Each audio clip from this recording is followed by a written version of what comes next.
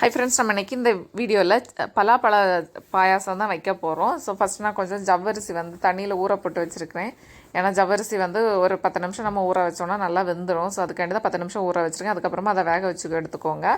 அப்புறமா நம்ம பலாப்பழத்தை வந்து இந்த மாதிரி சின்ன சின்ன பீசஸாக நான் கட் பண்ணி எடுத்து வச்சுருக்கிறேன். நம்ம அதை சீடனிக்கு இந்த மாதிரி கட் பண்ணி வச்சுக்கணும்.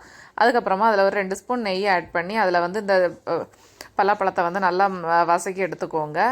அந்த நெய் வாசனையும் அந்த ஜாக் ஃப்ரூட்டோட பலாப்பழத்தோட வாசனை வந்து செம்மையாக இருக்கும். ஸோ அந்த மாதிரி நல்லா வதக்கி எடுத்துக்கோங்க.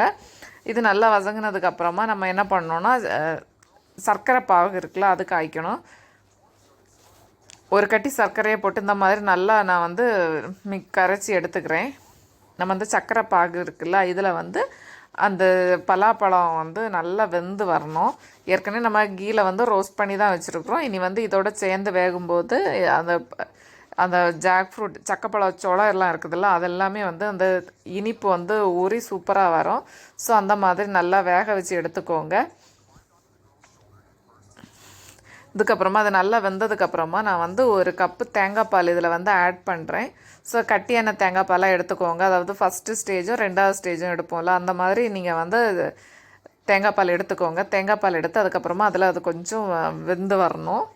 கொஞ்சம் கொதி வரட்டும். கொதி வந்து இதெல்லாம் மாறி வரும். அதுக்கப்புறமா நம்ம வந்து ஏலக்காய் பவுடர் இருக்குதுல்ல, ஏலக்காய் பவுடர் வந்து இதில் ஆட் பண்ணிக்கோங்க. ஏலக்காய் பவுடர் ஆட் பண்ணதுக்கப்புறமா நல்லா மிக்ஸ் பண்ணி கொடுத்துக்கோங்க. அந்த கொதி அடங்கினதுக்கப்புறமா நீங்கள் வந்து ஸ்டவ் ஆஃப் பண்ணிக்கோங்க. அதுக்கப்புறமா முந்திரி பருப்பு இருக்குல்ல, அதை வந்து கீழே ரோஸ்ட் பண்ணி இதில் ஆட் பண்ணிக்கோங்க. இதில் வந்து தேங்காய் பீசஸும் சின்ன சின்ன பீஸாக கட் பண்ணி அதை தாளித்து போட்டாலும் நல்லாயிருக்கும்.